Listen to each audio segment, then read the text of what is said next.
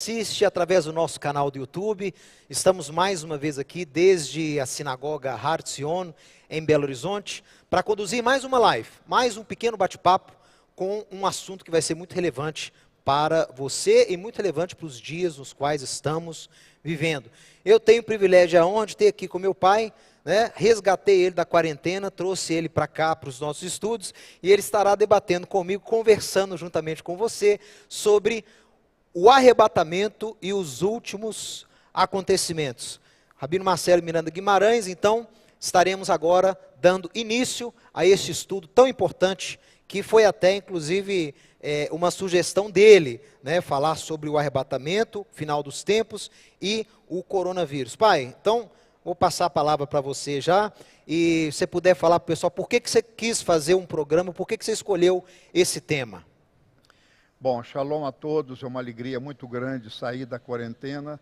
Confesso que eu estava bem ansioso para dar uma volta e estar aqui matando a saudade na minha tão querida congregação Har Zion. Mas esse tema é o seguinte, tem acontecido, Mateus, eu tenho recebido muitos e-mails, WhatsApp, vídeos, e eu estou vendo que está causando um certo pânico na população, principalmente alguns pastores apocalípticos, que começam a entender que Yeshua está voltando amanhã e essa confusão e haverá trevas. Ontem eu recebi um e-mail assim, muita gente pregando que haverá 3 dias de trevas. Eu nunca vi tanto profeta assim, igual esses profeta que apareceu. Eu falei, misericórdia, como a igreja está precisando de pastores, de mestres que dominem a palavra e possa trazer uma palavra de paz, de esperança.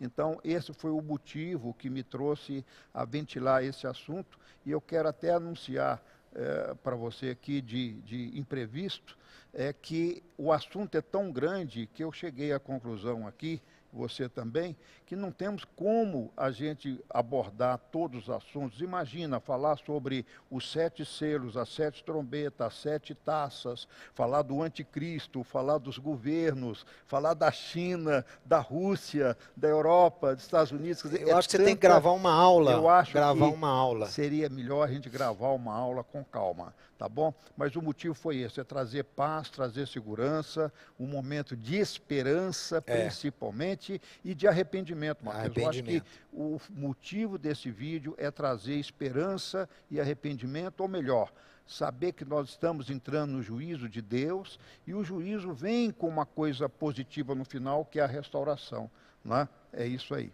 Então, muito bom. Olha, você que está nos assistindo agora, nós teremos então uma aula extensiva, gravada pelo Rabino Marcelo, para detalhar esse tema. Então, hoje a gente vai tentar abordar aqui os principais aspectos do arrebatamento e também da situação atual. Então eu quero começar já aqui com meu pai, perguntando para ele o seguinte, nós preparamos aqui alguns tópicos, e o primeiro seria o seguinte, pai, você acha que essa crise, eu tenho ouvido gente falando isso aí, essa crise do coronavírus já representa a chamada angústia de Jacó lá de Jeremias 37, tem alguma coisa a ver ou não? Até partiu de Israel esse argumento, que Israel já entrou na angústia de Jacó.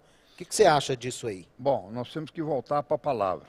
Em Jeremias 30, no verso 7, é que aparece esse verso, dizendo, porque aquele dia é tão grande que não houve outro semelhante. É tempo da angústia para Jacó. Jacó aí significa Israel. Sem dúvida, Mateus, o clima nós entramos, como Yeshua falou, no início das dores. Mas, na minha opinião pessoal, a angústia de Jacó ainda virá, principalmente no finalzinho, quando acontecer o que as nações se voltarão contra Jerusalém, está lá em Zacarias 12, ali sim seria quando as nações cercarem Israel, ali será o grande dia da angústia na qual Jeremias se referiu. Eu não sei se a gente tem como passar para o pessoal que está assistindo agora o slide. Pode passar o slide. Aí, ó, é bom que o pessoal pode ver também. Ó. Então, eu fiz um resuminho ali, só para a gente mudar de pergunta. O capítulo 30 de Jeremias, até o versículo 8, ele se refere à Babilônia. Foi aquele sofrimento da Babilônia. Mas, de repente, no versículo 9, o que acontece? Jeremias, ele passa a falar de profecias messiânicas. Por quê? Ele fala da restauração de Israel, fala da restauração do trono de Davi, fala que recolherá o seu povo entre as nações. Então, já não é a Babilônia mais, ele já extrapola até os confins da terra, e depois fala que levará para Israel, sua terra, um lugar sossegado e tranquilo. Nós sabemos que Israel não está nem sossegado ainda nem tranquilo, ainda não. Bom, então, eu vejo que nós estamos no início das dores, tanto para Israel como para a igreja, e vejo que a angústia de Jacó, propriamente dito, vai se cumprir no auge, no top, em Zacarias 12:2, quando Jerusalém será considerado um cálice de tontear as nações. E é interessante, Mateus, que o Targum diz o seguinte: o Israel ouvirão e obedecerão ao Messias, o filho de Davi, o seu rei, referindo ao Messias, no nosso caso, que cremos, Yeshua. Essas profecias, é interessante você que está assistindo, notar o seguinte: as profecias, elas são temporais e atemporais ao mesmo tempo. Então você vai ver várias profecias que são contextualizadas em um certo tempo, espaço, mas dentro daquela profecia dada para aquela época, você pode ter aspectos futurísticos, aspectos escatológicos. Então, isso acontece com várias das profecias dadas pelos profetas de Israel, e você tem que ter esse discernimento e essa sabedoria. Às vezes, uma profecia dada para determinado tempo e local e pessoas, ela extrapola aquele próprio espaço-tempo e pode se referir, então, a tempos futuros. Bom, agora a segunda pergunta, não é, que as pessoas têm falado aí sem parar. Será que, então, Yeshua já está voltando, pai? Yeshua, o Messias já está regressando mesmo? E como é que, tem gente que fala que ele pode voltar amanhã, ele pode ser a qualquer momento, tem gente já falando para ficar em casa, aproveitar a quarentena e já preparar o retorno do Messias. Como é que você vê isso aí, essa eminência do retorno dele?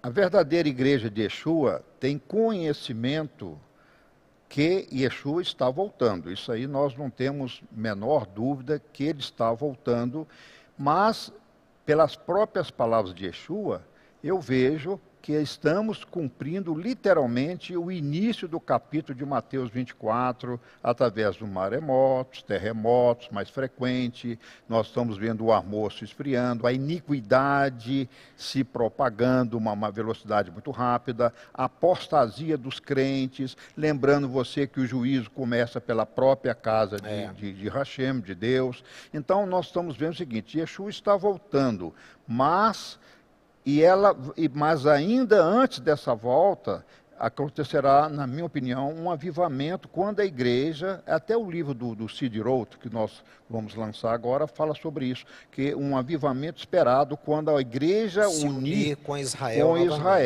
Eu acho e que o mundo precisa dessa união. O mundo precisa dessa união. Então, Mateus, não tem como Yeshua voltar amanhã. Depois da manhã, não sei. Mas amanhã, com certeza, estou fazendo aí uma paráfrase, não voltará. Eu acho que temos ainda que ter esse avivamento, essa união com Israel, tem ainda que manifestar publicamente o anticristo, pode ser que ele já exista, até acho que sim, mas temos que aguardar um tempinho da igreja se arrepender e se reconciliar principalmente com Israel.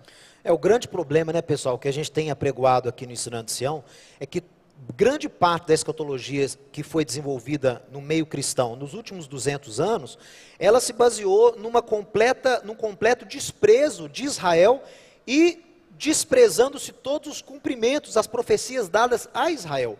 Então desenvolveu-se aí no século XVIII, século XIX, né, doutrinas escatológicas que simplesmente desconsideravam Israel e analisavam o final dos tempos sem esses cumprimentos proféticos. Então, como meu pai disse, a coisa tem que se cumprir. A igreja se achou Israel de Deus, então ela entra no lugar de Israel, e aí não precisa mais de Israel. Então, onde estão? Vai estudar escatologia? Eu sempre digo isso. Estuda Isaías estuda Zacarias, estuda Oséias, estuda Jeremias, porque esses apregoam o final dos tempos atrelados a uma restauração de Israel.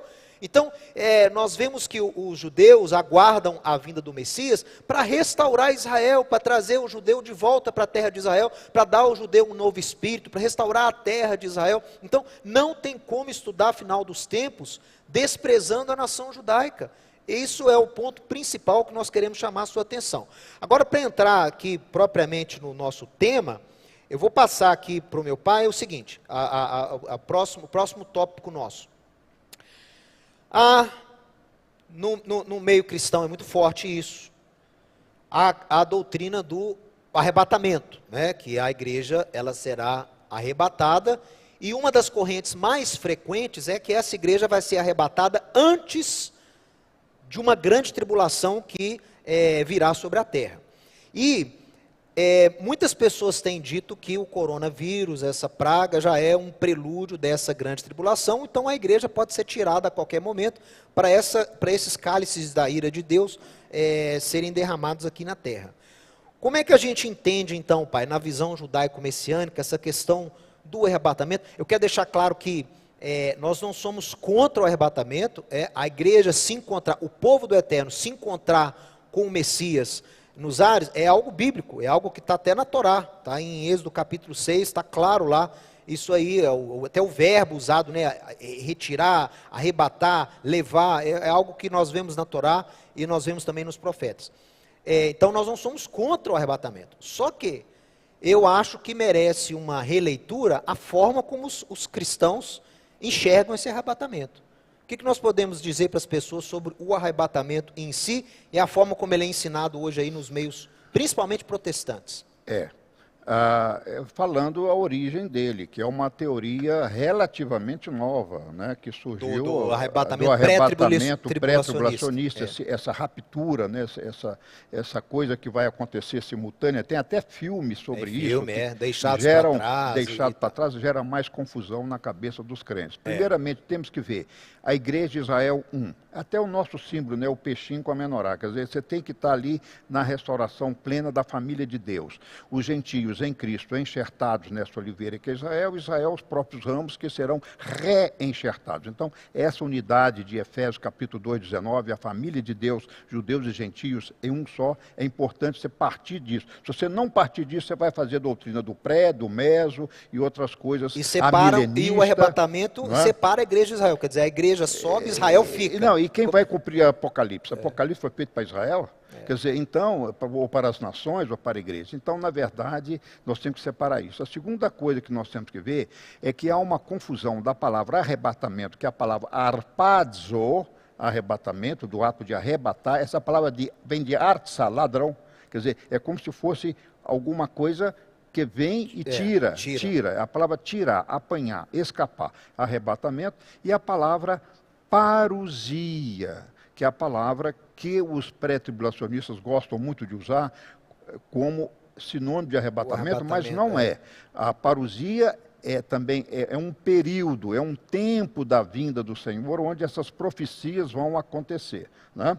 Então, primeiro separar a palavra parousia e a palavra arrebatamento, que é arpazo. Então, isso é bem claro, né?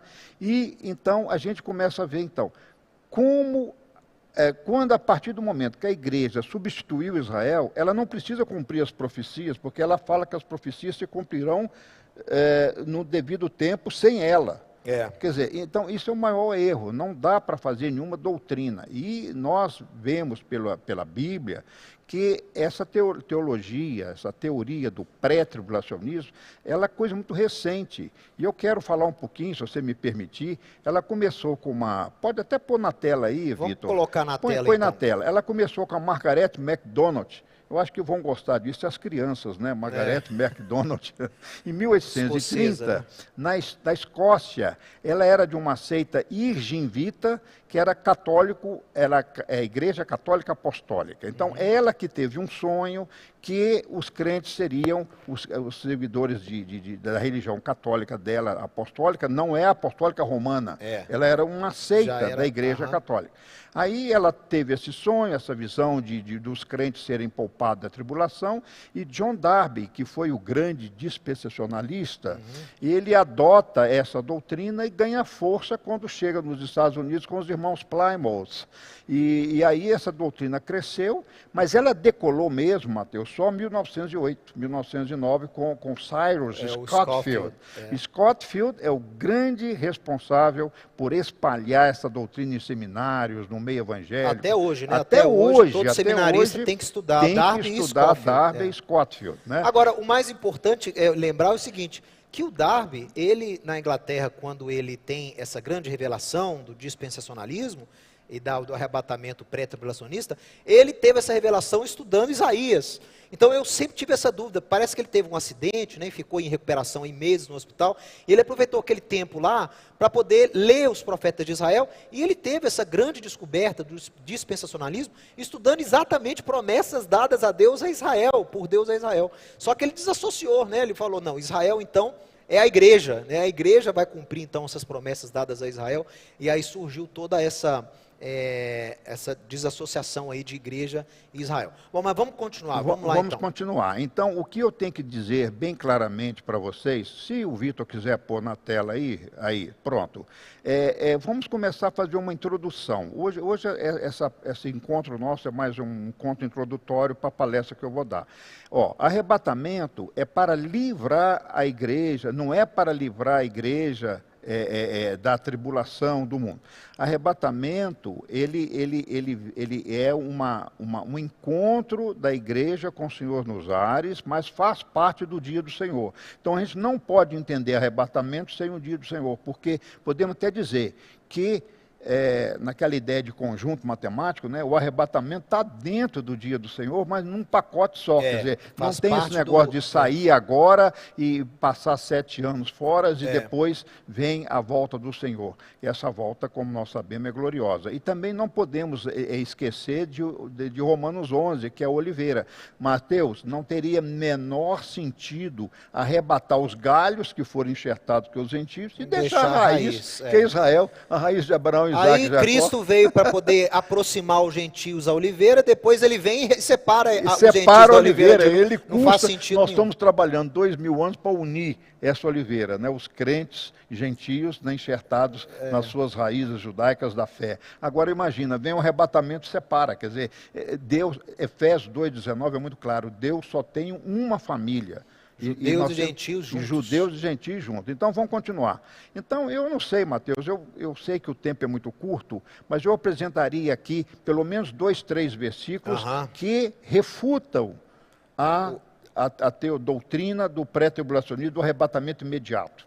Né? Que, mais uma vez, lembrando, é recente, a igreja histórica sempre acreditou que ia passar pela tribulação.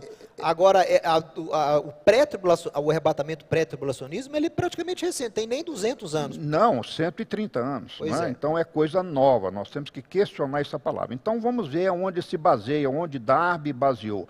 Ele se baseou muito em 2 Tessalonicenses 2,6, que fala que aquele que detém o anticristo, eles interpretam como a igreja. Então a igreja tem que sair para o anticristo manifestar. Isso. Bom, eu não tenho tempo para explicar isso, talvez na minha aula com mais detalhe, mas eu posso dizer que a igreja não detém nada. A igreja não deteve a época da perseguição romana no 1º século, aqueles imperadores como Ticiano e outros. A igreja não deteve Nero, que é um tipo de anticristo, né? Claro. Quer dizer, é o espírito do anticristo. Nero é chamado de anticristo, pelos judeus. Pelos judeus. Por exemplo, não deteve Nero. E olha que a igreja do 1º século era uma igreja muito forte, né? Forte. E, por exemplo, não deteve Torquemada na Inquisição, não deteve Holocausto, não deteve as cruzadas, não deteve aí Hitler, né? Então a igreja nunca tem poder de deter. Quem detém o anticristo? Espírito Santo de Deus. Esse que é o contexto ali de 2 Tessalonicenses 2,6. Quem detém o anticristo é Deus, é o Espírito Santo de Deus. Isso temos que tirar. Então, não tem como a igreja deter anticristo, não detém nada. Nem o coronavírus vai deter. Não, né? Se essa praga vem, embora eu interpreto isso como mais juízo de Deus, esse coronavírus que nunca foi visto, eu vejo que é um momento único na Terra, que a Terra toda parou. Quer dizer, pode ser um pequeno vírus em termos de morte, de letalidade, mas é um vírus que parou o planeta. E nós temos que, eu vejo pessoalmente, respondendo até a sua pergunta inicial, é um tipo de juízo de Deus. É um tipo de juízo de Deus que está vindo, né? Mas não é a peste de Apocalipse, que eu creio ainda não. Bom, Apocalipse 3,10 é outra que acontece. Eles falam que o livramento na hora da provação. Essa palavra é peirasmos, quer dizer, tentação, provação. Não tem nada a ver com Apocalipse. Isso fecha mais com as pragas do Egito, quando na terra de Gósen o povo foi preservado daquelas pragas. Essa é a palavra peirasmo, provação, está te livrando da hora dessa provação, desse julgamento que vem sobre o mundo. Por exemplo, Noé passou 7 meses dentro da arca, mas o dilúvio aconteceu. Fora da arca, o julgamento estava sendo E Noé é usado pelos executado. profetas de Israel por Yeshua como uma alusão profética ao final dos tempos. Ao final dos tempos. Yeshua fala isso em Mateus 24, em Lucas 17, né? Os profetas de Israel também anunciam isso. O arrebatamento não será, ele não será secreto, mas ele é inesperado. Ou seja, essa é a doutrina do arrebatamento secreto, aquela coisa. Não, ele faz parte do dia do Senhor, ele será inesperado. Ninguém pode marcar data conforme Mateus 24, 44. Agora, eles serão, esse momento do arrebatamento, da vinda do Senhor, encontrar com eles nos ares, será um dia glorioso.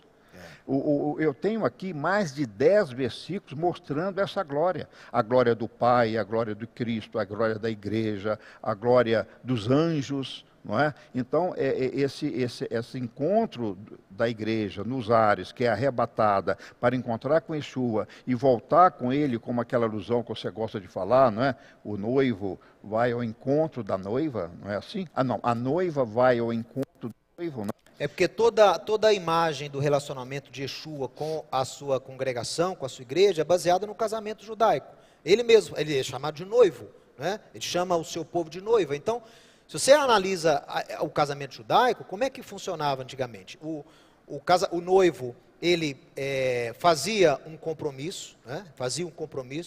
Ele então já era considerado noivo, ele saía de casa para preparar um lar, o seu novo lar, e um período de 1 a 2 anos depois, ele regressava, ele não avisava o dia do regresso. A noiva sabia a época, mas ela não sabia o dia. Ela tinha que estar preparada para o regresso do noivo.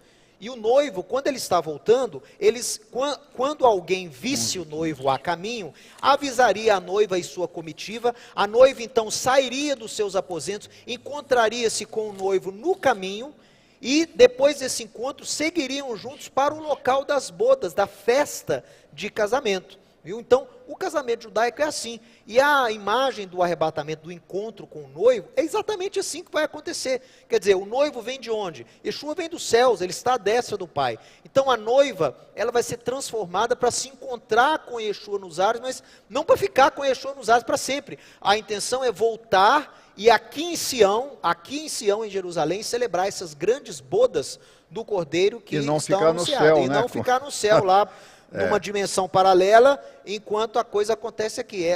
É momentâneo, a gente não sabe como é que vai ser essa questão do tempo, quanto tempo, mas é algo que faz parte de uma sequência. Né? Ela encontra e regressa para poder celebrar o casamento na terra. E em Sião se encontrarão os salvos. Em Sião será a sede do reino do Messias, e não no céu.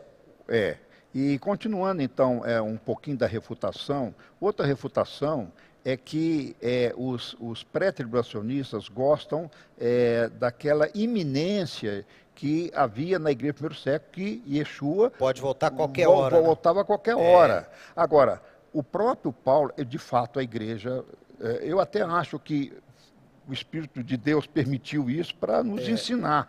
Muitos criam que Yeshua podia voltar nos dias de Paulo, né? E Paulo cita em 2 Tessalonicenses 2:3 que não acontecerá esta volta de Yeshua sem que haja o arrebatamento, sem que haja apostasia. Então, essa apostasia de quem? Dos crentes. O ateu não tem que se apostatar, ele não crê em nada. Então, essa palavra de Paulo conserta essa doutrina da iminência de Cristo. Falou, vai até acontecer, mas antes tem que haver essa apostasia. E depois também eles se baseiam em Pedro, porque Pedro, Yeshua, em Mateus...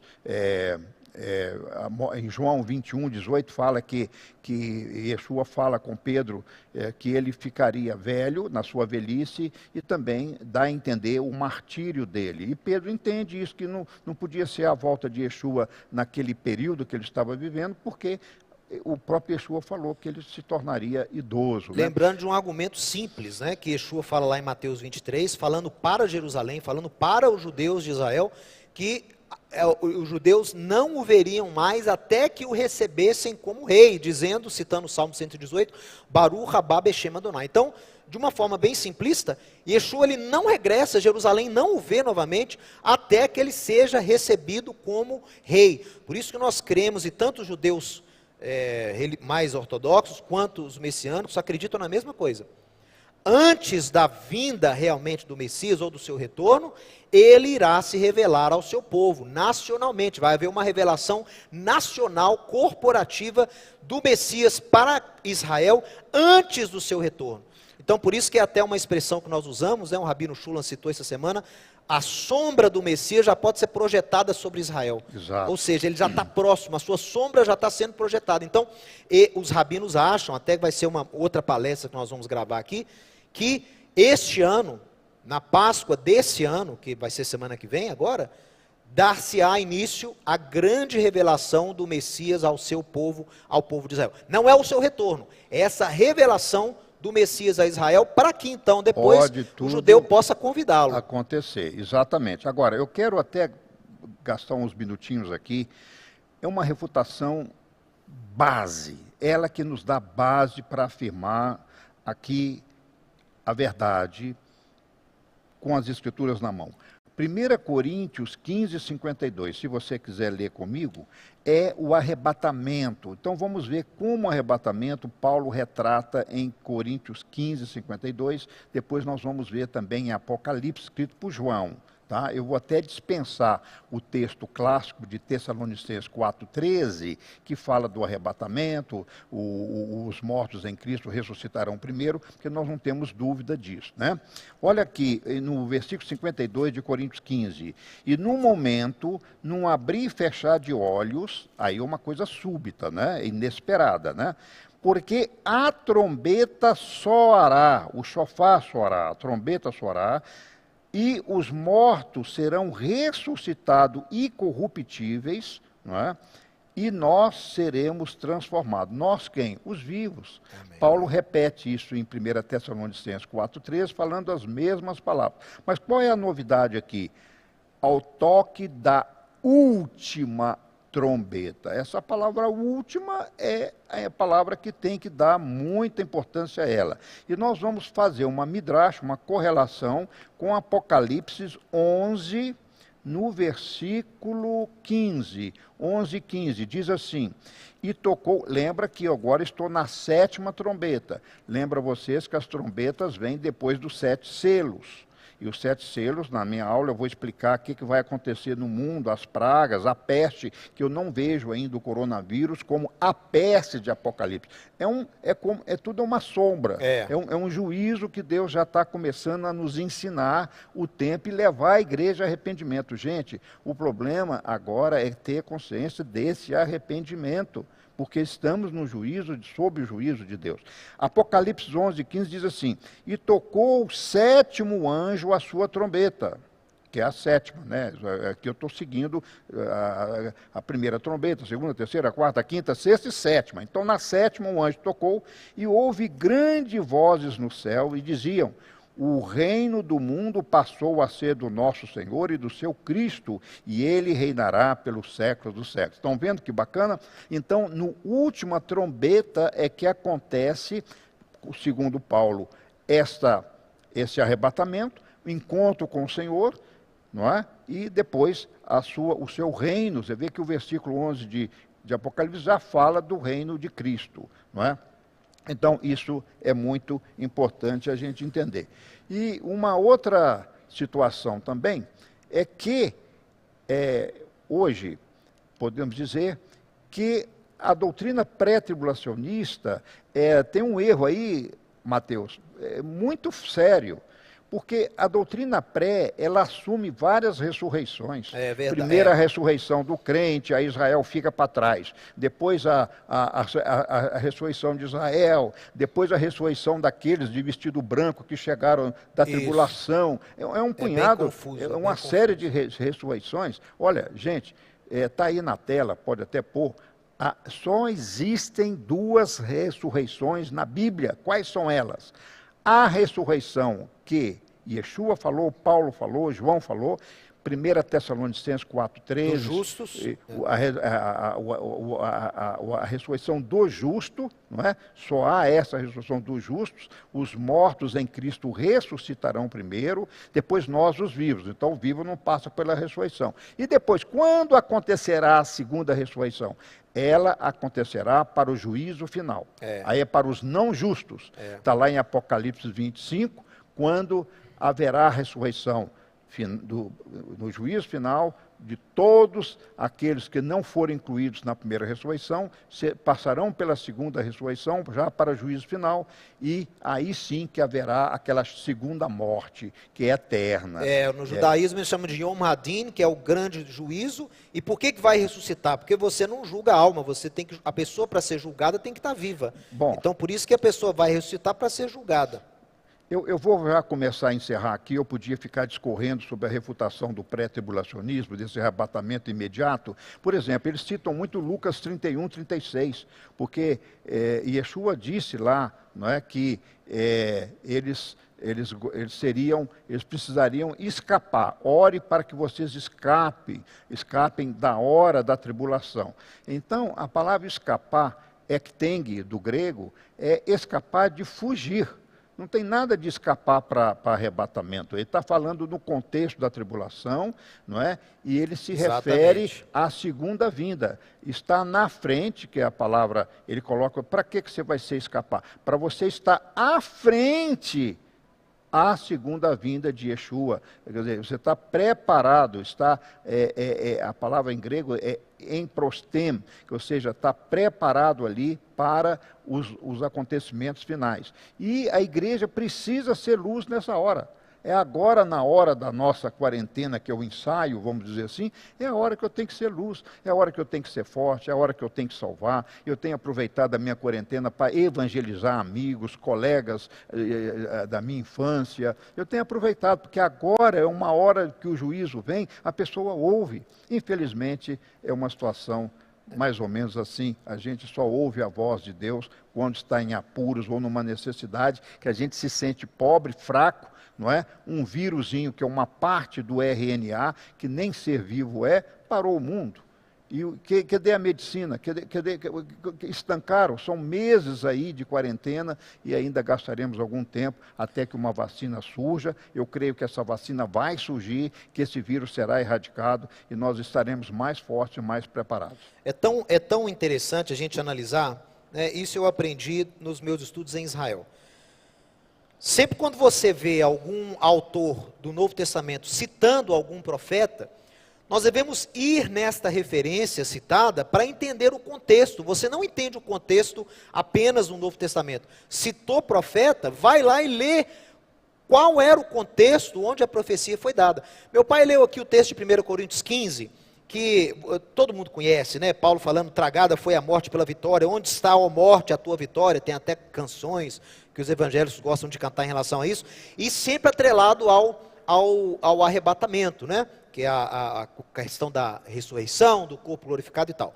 Mas estas são frases de profetas. Paulo está citando Oséias, capítulo 13, verso 14. Paulo está citando Isaías 25, 8. E se você vai lá nas profecias de Oséias, vai lá na profecia de Eshaiah, de Isaías, eram promessas para Israel.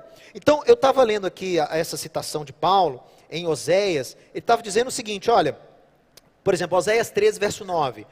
A tua ruína, Israel, vem de ti. Ou seja, o juízo que estava vindo sobre Israel era proveniente das suas escolhas e atitudes. Mas de mim, Israel, provém o teu socorro.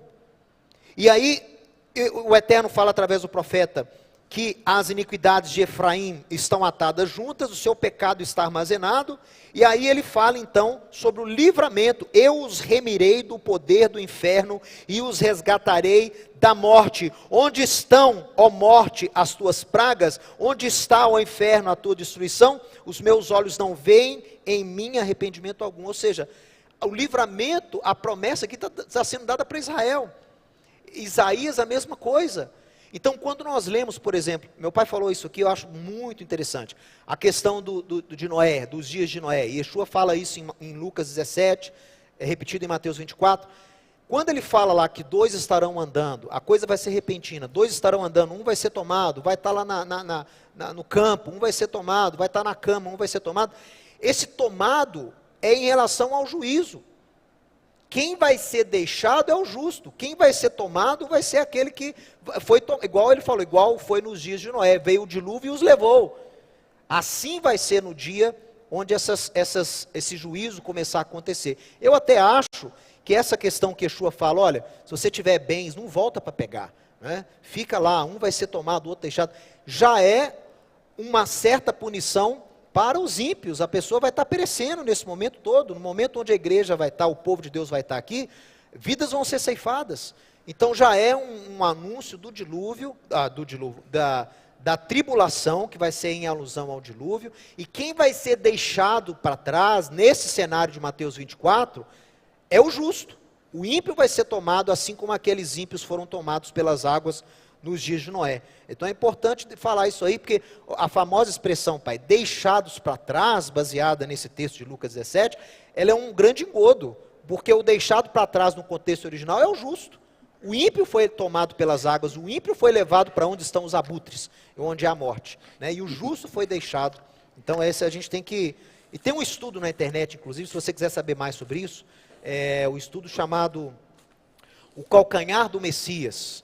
O Calcanhar do Messias, você pode dar uma olhada, pesquisar aí no YouTube, onde eu explico detalhadamente essa questão aí do deixado para trás, como que isso foi interpretado erroneamente pela igreja protestante especialmente. Bom, e só lembrado, endossando isso que você falou, a gente vê claramente o cumprimento no futuro, né, de Apocalipse 14, quando acontecerá a ceifa e a vindima, é do ímpio. O anjo ceifará o ímpio. Então, do versículo 14 até o versículo 20, você vê claramente o ímpio sendo ceifado, sendo retirado, para que os justos possam reinar. Vamos falar então do que você colocou ali na tela. Nós não sabemos o dia e a hora, mas a época em que se dará o arrebatamento. O que você acha, pai, que a gente pode falar para as pessoas, a época? Bom, é uma boa pergunta, né? A época até que dá para falar, a data não podemos falar. Eu creio que as coisas vão ser aceleradas, então nós vamos ter, até a própria palavra fala, se esses tempos não fossem abreviados, até os justos seriam perdidos, né? Se apostatarão da fé. Então eu vejo o seguinte, eu quero ficar com as palavras de Yeshua, né?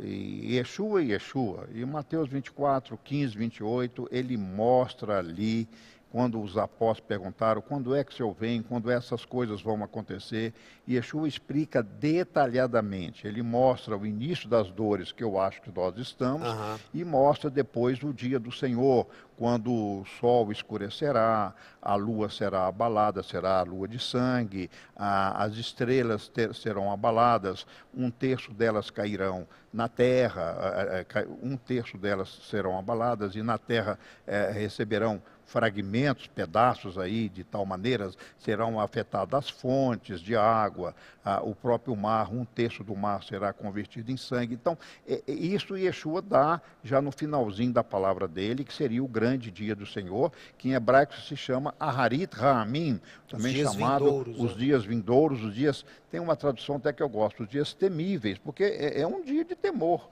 Não é? Yamim Noraim, os dias terríveis. Os dias terríveis, não é? Então, em Mateus 24, eu creio que nós já entramos no início das dores, e agora nós temos que estar atentos em arrependimento, com fé, com esperança, sendo forte, aproveitando esse momento para a gente estudar mais a palavra, estar convicto de dar testemunho. Um dos propósitos da tribulação é que nós possamos dar testemunhos. Isso é bíblico, não é? Depois, endossando esse que eu chamo aí de... porque na verdade eu não quero nem me incluir no pós-tribulacionismo, porque o pós também é muito mecânico. Na verdade, tem que entender como uma parousia, como um tempo da vinda do Senhor que será gloriosa. Aí então eu cito o que eu citei, a última trombeta, não é? Dizendo que a 7ª é a última, ali se dá o arrebatamento. Então nós já passamos pelos 7 selos, já passamos pelas 6 trombetas, agora estamos na 7ª. Então, respondendo a sua pergunta, que época? Após a 7ª. Aí você fala, mas depois da 7ª vem as 7 taças. Bom, aí eu não posso responder, porque nós não temos que aguardar mais acontecimentos. Mas parte dessas taças pode ser que a igreja veja. Parte. Agora, quando eu já sei que a partir da 7ª já é o momento da subida, ao toque da 7ª trombeta. Então, podemos assim pensar, né? E depois vem o juízo sobre os ímpios. Apocalipse 7, 14 e 11, 15 mostra essa trombeta, mostra o tempo de serem julgados os mortos, no caso aqui os servos, né, os santos e os profetas, né? E evidentemente o arrebatamento, Mateus, não deixa de ser um juízo para a igreja, porque o juízo começa pela própria igreja. E Romanos 11, 15, a gente vê que a ressurreição dos mortos, no caso aqui, até preconizado por Paulo naquele contexto da oliveira que é Israel, mostra os ramos naturais dos judeus, os enxertados que foram gentios, e quando começar a acontecer essa revelação do Messias para Israel, de Israel aceitar o Messias, o que vai acontecer? Você lembra? Romanos, vamos ver. Vida dentre os mortos. Vida dentre os mortos. Então aí nós podemos fazer uma alusão desse versículo. Olha o que diz o versículo 15. Porque se a sua rejeição, a rejeição do judeu a Yeshua, foi a reconciliação do mundo, qual será a sua admissão? Ou seja, quando o Messias é entendido e aceito pelos judeus e por Israel, senão a vida dentre os mortos, o que ele está falando? A ressurreição. Ele está mencionando aí o dia do Senhor, o dia do arrebatamento, e logo posteriormente o dia do arrebatamento, o dia do Senhor. Então, essa é um pequeno resumo que nós podemos fazer para dar, assim, um pouquinho do respaldo daquilo que nós estamos tentando explicar e ser luz para os nossos irmãos. Muito bem. Eu gosto porque meu pai, ele há muitos anos, ele sempre se interessou por escatologia, né? Sempre estudou os profetas, Só um Apocalipse. Detalhe, quem é a professora de Apocalipse não sou eu. É a sua mãe. Minha mãe gosta também muito. A Rosângela estuda Apocalipse há 33 anos. E o Apocalipse que eu sei, eu aprendo com ela. Minha mãe realmente é uma cavaleira aí são cavaleiros do Apocalipse. Eu confesso que não é muito o meu forte de ensino. Eu até, quando comecei a estudar as Escrituras, me formei primeiramente em seminários muito bons, né, evangélicos. E eu comecei a estudar escatologia, mas eu lia os autores, ali dezenas de livros sobre escatologia. Eu ficava tão confuso que eu decidi passar a estudar mais profeta, né, e começar a estudar mais os profetas de Israel, para tentar entender como é que vai ser esse final, em relação ao que está profetizado lá na Torá, e o que anunciaram também os profetas de Israel. E eu creio que Paulo, e João e o próprio Yeshua se inspiraram nas promessas de Deus através dos profetas, para poder anunciar como vai ser esse fim, né? Então é muito bom aqui ter esse entendimento no contexto original, sobre como será, né, os dias que nos aguardam aí. E como meu pai disse, esse coronavírus, pessoal, não interprete você como, é a praga do final dos tempos, o mundo vai acabar. Não, eu creio que nós, como meu pai disse, nós em breve teremos sim, com a graça de Deus, uma vacina, mas, semelhante a esse vírus, podemos ter outros. Então, o mais importante não é agora você ficar planejando o final dos tempos e calculando o dia da vinda de Yeshua. Mas é você, como meu pai disse, entender o contexto, entender a época que nós estamos vivendo e usar essa crise para se aproximar a Deus, né? Tudo que acontece na vida do justo deve servir para aproximá-lo ainda mais a Deus. Então, que nós possamos usar esse momento de quarentena, esse momento de incerteza aí no mundo, para nos aproximarmos a Deus e darmos testemunho. Nós temos que dar testemunho da nossa fé, como Pedro explica. Estejam prontos para explicar a razão da vossa esperança. É isso que eu quero fazer, estar pronto a explicar a minha esperança. Exatamente. E agora vamos falar de notícias boas também, né, gente? Vamos trazer um pouquinho de fé e esperança. Olha, é fantástico entender sobre a nossa herança. A nossa herança, né, nosso futuro como salvos, valeu a pena, vai valer a pena a nossa renúncia, renunciar aos nossos pecados, nossos prazeres, servir ao Senhor, testemunhando a fé, a ressurreição, não é?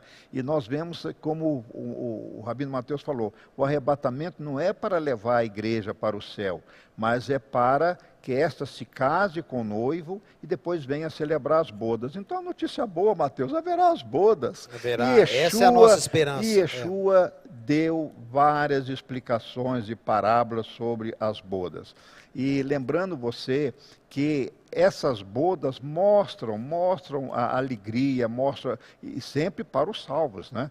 E ali depois, só para dar uma ideia, as pessoas me perguntam muito, mas no livro de Apocalipse não está numa ordem. Claro que não está. O livro de Apocalipse é um livro muito difícil de entender, porque ele é um livro escrito com a chamada chamado paráclasis ou pareclético, ou seja, ele vai escrevendo, depois vem um capítulo e não tem nada a ver com aquela história, depois ele continua. Então, por isso que há muitas interpretações, dificuldades, e nós não queremos aqui depreciar os nossos irmãozinhos que creem no pré-tribulacionismo, porque eles foram ensinados assim, né? O Scofield, que foi um grande teólogo, Darby também, temos que dar para ele todo o crédito que eles fizeram, dedicar as suas vidas, não é? Mas eu me baseio muito em teólogos realmente que são muito bons, que mostram essa escatologia de uma maneira mais aberta, sem fechar a questão, e assim também é a gente. Nós temos essa posição hoje, mas não quer dizer que ela é a verdade única, absoluta. Nós estamos abertos aos acontecimentos, e à medida que esses acontecimentos vão ocorrendo, nós temos por obrigação de esclarecer aos nossos próprios irmãos e a nós mesmos do tempo do Senhor, do dia vindouro do Senhor.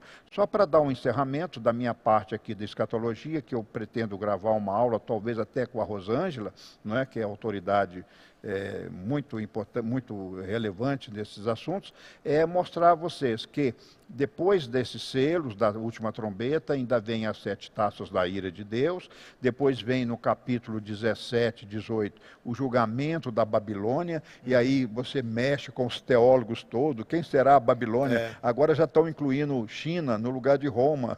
Antigamente todos os teólogos Roma, depois passou para a Rússia, agora já está a China. Rússia, agora já está a China, não sabemos, nós só sabemos que ela existe. O sistema babilônico é um sistema do anticristo, é um sistema da apostasia, né?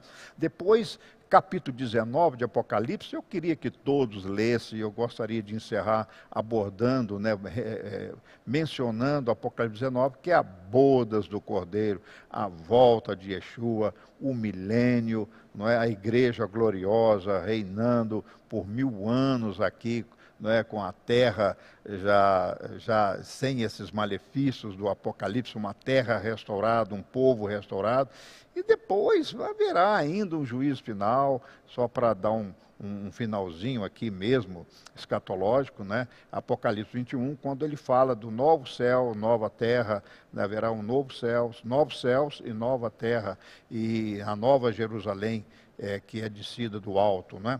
Bom, então esse é um pequeno resumo assim que nós queríamos mencionar aqui e deixar um estudo mais aprofundado, porque realmente tem que citar os versículos, tem que fazer uma midrash, tem que analisar outras teorias que nós não falamos aqui, como, por exemplo, o meso-tribulacionista, 3 anos e meio, é arrebatado, depois 3 anos e meio da pequena tribulação, da grande tribulação, também uma outra doutrina que não foi abordada aqui por nós, que nós teremos numa outra oportunidade, momentos de discorrer mais especificamente sobre esses temas. Muito bom. Então, você que está nos assistindo agora, né, que nos acompanhou até aqui, eu quero primeiramente te agradecer, dizer que foi um prazer muito grande ter você aqui conosco, nesta praticamente 1 hora, né, que ficamos aqui, e lembrá-lo que o Rabino Marcelo, meu pai, juntamente com a minha mãe, gravarão um estudo profundo e esclarecedor para que você aprenda realmente todas essas teorias que existem no mundo cristão, para trazer esclarecimento e equilíbrio para você nesses dias de tribulação, nesses dias tão diferentes que estamos vivendo. Bom, pessoal, eu quero mostrar para você aqui na tela sobre os canais do Ensinando de Sião nas redes sociais, que é muito importante você que está assistindo, se inscrever no nosso canal do YouTube, ativar aí as notificações, para você não perder nenhuma transmissão ao vivo do Ensinando de Sião. As transmissões ao vivo são feitas no YouTube e também no Facebook, então curte lá a nossa página do Facebook, Ensinando de Sião, Ministério Ensinando de Sião, viu, para você poder nos acompanhar.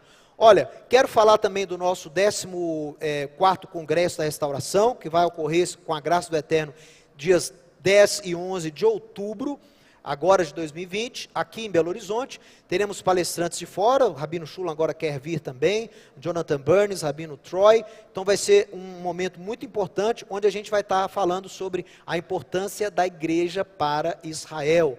Então, para você saber mais e fazer sua inscrição, congressorestauração.com é o nosso site. Quero lembrar a você que nós temos dezenas de cursos disponíveis para você estudar com os professores do Ensinando de Sião. Dê uma olhada lá no nosso portal, é o portal.ensinandodesião.org.br. Lá é um grande compêndio teológico que você pode estudar com a gente. E o hebraico está com as inscrições abertas, você não pode perder, aproveita esse tempo aí de quarentena para poder ler e escrever qualquer coisa em hebraico, curso totalmente pela internet, desconto à vista, parcelamos em 3 vezes para você poder estudar conosco, é o mais barato do mercado e o de melhor eficácia aí fora é o nosso curso, trouxemos de Israel há mais de 10 anos, 100% em português, com garantia de aprendizado. Dê uma olhada lá no site hebraicointensivo.com, viu? E aprenda a língua dos profetas. Olha, quero chamar você também para visitar a nossa loja virtual. O Ensinando de Sião tem uma editora para poder abençoar a sua vida com livros, bíblias judaico-messiânicas, artigos judaicos, vestuário, música judaico-messiânica. É um compêndio que você pode fazer uso aí da sua casa, entregamos na sua residência.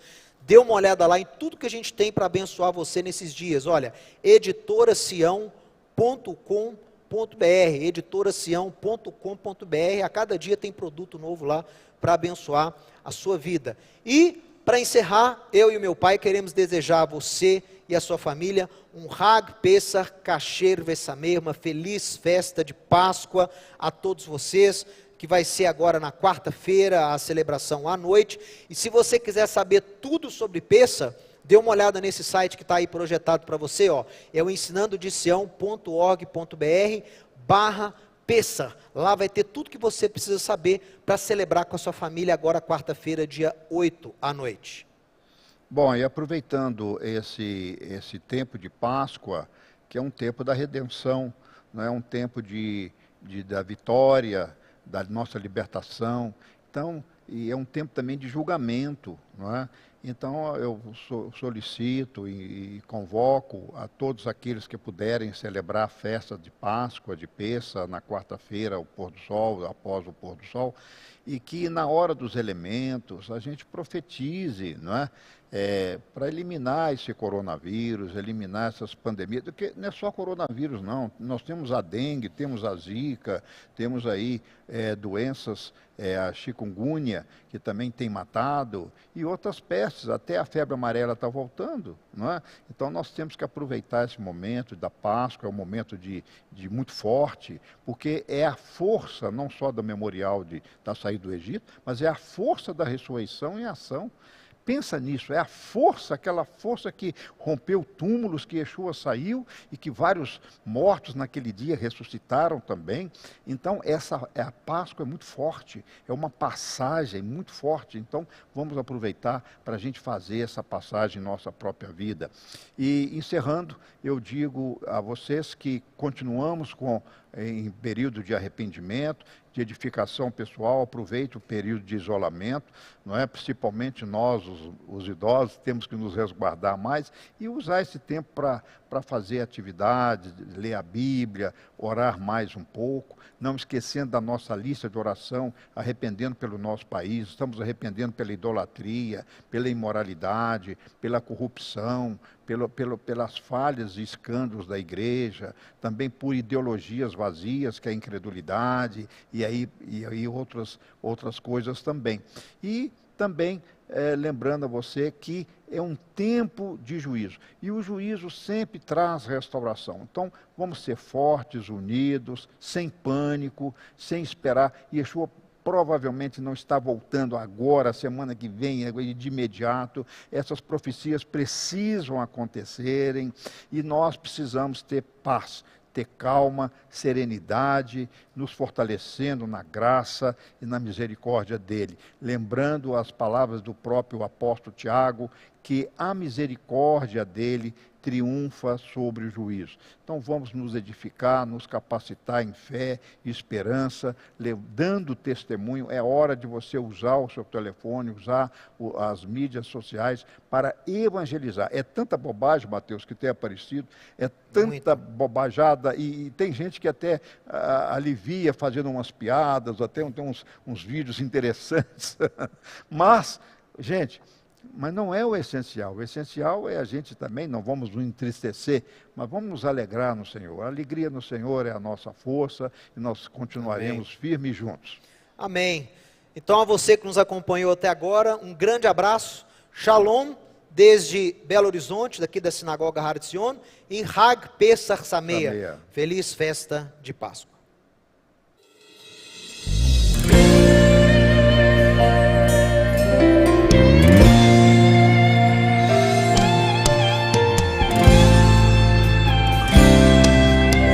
Na cidade do Rei, deixei o meu clamor, tua paz ainda verei. Buscarei a ti de todo o coração, contigo sempre andarei. Teu querer, ouvi de longe em uma canção que me Zion et Torah udevar Hashem Mirushalayim